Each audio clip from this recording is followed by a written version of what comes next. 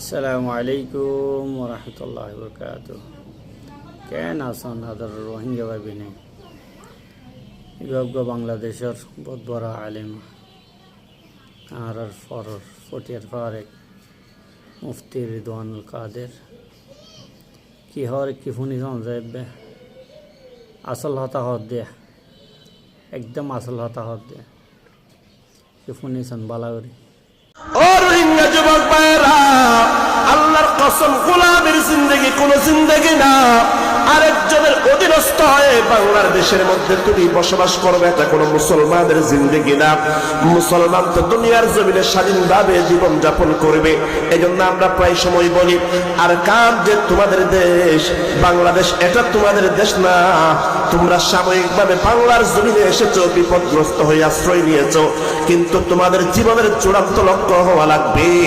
উসমান হাদি যেমন বাংলাদেশের জন্য